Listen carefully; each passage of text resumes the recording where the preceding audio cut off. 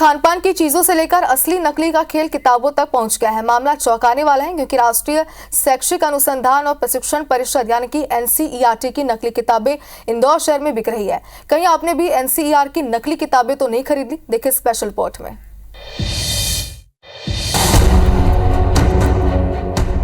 खान पान की चीजों से लेकर असली नकली का खेल किताबों तक पहुंच गया है। जी हां, हम बात कर रहे हैं इंदौर की, जहां किताबों के मार्केट में असली नकली का खेल चल रहा है। किताब को चेक करने के लिए अलग अलग पैरामीटर तय किए गए हैं। इसमें पेज की क्वालिटी, कलर, एनसीईआरटी लोगो, डायग्राम के शेप्स और कुछ अन्य चीजें शामिल हैं। लेकिन सबसे हैरान और परेशान करने वाली बातें ये हैं कि अब शिक्षा जगत में किताबों के असली नकली की धांधलियां सामने आ रही है।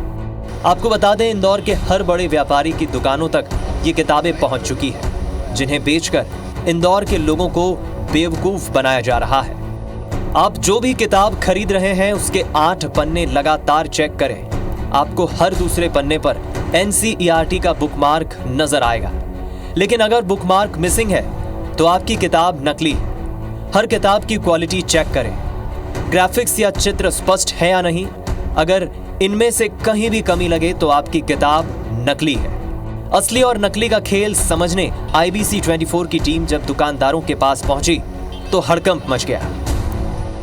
अगर हम साइंस की किताब खोलें और साइंस की किताब खोलने के किसी भी एक पन्ने पर अगर हम इसका वाटरमार्क चेक करना चाहें तो आप देख सकते हैं कि वाटरमार्क कितना क्लियर यहाँ पर हमें नजर आ रहा है। वाटरमार्क देखकर हम समझ सकते हैं कि ये किताब जो है ये असली है। लेकिन ठीक ऐसे ही किताब सारी ही चीज़ों के साथ यानी कि एक्नॉलेजमेंट के साथ भी, एनसीईआरटी के लोगों के साथ भी नकली बिक रही है। अगर हम वही पन्ना दूसरी किताब में खोलकर देखें तो उसमें हम लोगों को ये देखने को मिलेगा कि किसी भी तरह का एनसीईआरटी का वाटरमार्क इस पूरे पन्ने पर नजर नहीं आ रहा है, बल्कि एनसीईआरटी की हर एक किताब एक जैसी छपती है, चाहे फिर वो कोई कंटेंट का फॉन्ट हो या फिर वाटरमार्क। में भी वाटरमार्क तो दिख नहीं रहा है। ये वाटरमार्क का तो ऐसा है कि हम तो शुरू से सुनते आ रहे हैं, पर कई किताबों में दिखता है, कई में नहीं दिखता, कई में ज़्यादा दिखता है, कई में कम दिखता है। तो ये तो सरकारी प्रेस से छपती है, पर 3rd और 6 का हमने सुना है, पर अभी तक माल आया नहीं। 6 का तो हमारे पास माल ही नहीं आया है। 3rd में कुछ माल आया था तो बहुत कम दिया डिपो ने, पर ये है तो सही नकली बुक का। मामले में इंदौर कलेक्टर ने किसी भी तरह की बात करने से इनकार कर दिया।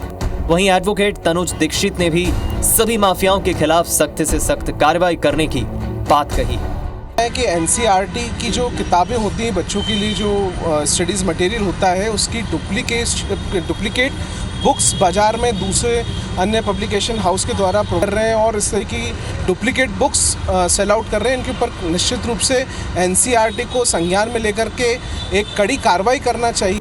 इंदौर में सक्रिय हुए इस गिरोह को पकड़ने में इंदौर पुलिस कितनी कामयाब होगी, ये देखना दिलचस्प होगा। निहारिका शर्मा, IBC 24। और अब आपको इंदौर से एनसीईआरटी की नकली किताबों का एक मामले पर एक बड़ा अपडेट देते हैं। कलेक्टर ने जांच के निर्देश इस पर दिए हैं। जिले में जांच के लिए कमेटी का गठन किया गया। दोषी पाए जाने पर कड़ी कार्रवाई करने के निर्देश दिए गए हैं। तो बड़ी खबर इस वक्त आपको दिखा रहे हैं और इसके पहले भी आपने इस पूरी खबर पर एक रिपोर्ट देखी।